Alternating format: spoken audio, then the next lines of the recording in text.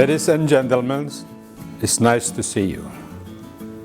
First of all, before we begin our reflection and hope, let us remind ourselves of the work of God in our lives. Whether we know it or not, God has been with us.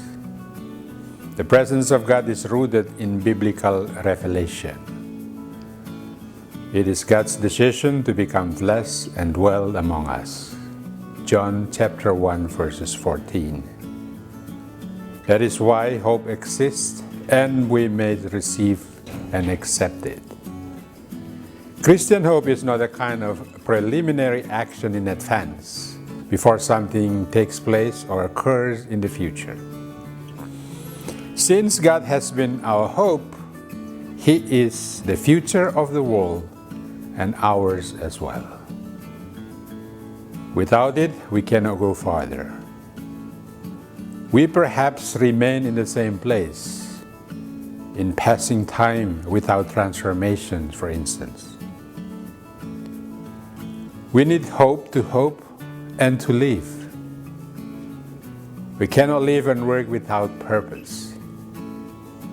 One of our great spiritual mentors, Father Thomas Merton, said that no matter how fragile life is, it has meaning, and we shall add, it has purpose. Therefore, God is needed. He is the source. With and in God, our life and work get its deepest and highest meaning. Therefore, we are transferred to what might be possible for us. Let us think of what we have done in the last few weeks. We have to deal again with COVID-19. COVID-19 has caused millions of deaths, and more new cases are about to be studied and known. We are on high alert and response to the threat as fast as we can. But we may ask the following: what life looks like without hope for recovery, hardship, and high intention and attention to end this pandemic? Perhaps there are more questions that rise silently, including hope. But in spite of challenges, we have moved and kept the high standard in our services. We do not remain in the same place and wait for change. We have done it. And we remain doing it until our goal and purpose is reached. In other words, we have worked and continue working to end this pandemic. So the pandemic is one thing we deal with, but our hope is bigger than the pandemic.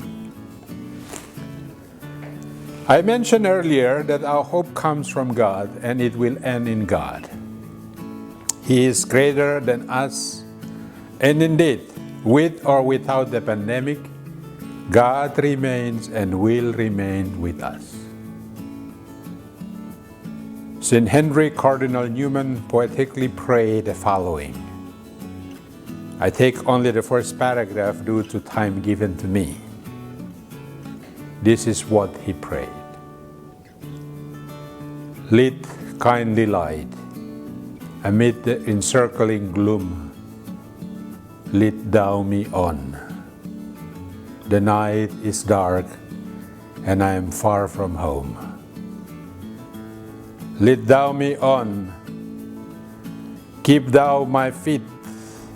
I do not ask to see the distant sin. One step enough for me. End quote. The Cardinal asked God, which is kindly light, to lead him. Light is needed in the dark. His path would be brighter, for he is surrounded by darkness. The night is dark, so he is in the darkest moment. He might be in the edge, even the edge of the edge and limit.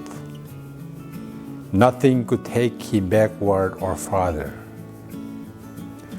Moreover, besides the darkest night, it is even more critical, for he is far from home.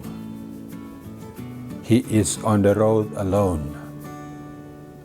He is on the journey toward a destiny, a home. He is in the darkest night and nowhere. But in spite of the darkest night, far from home, there is a place not reached yet. In other words, he doesn't travel nowhere. There is God who he is going toward.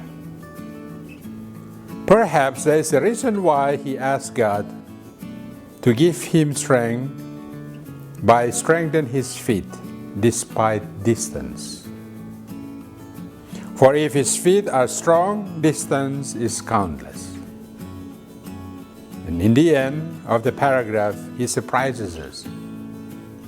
He asks for only one step, which is enough for him. So the home is far and needs strong feet, but the home is the safest place and the most decorated home. For only one step he can enter, it would be nothing is needed and important anymore. We have hope in God. It's only one step closer to him that would be enough for us. Amen.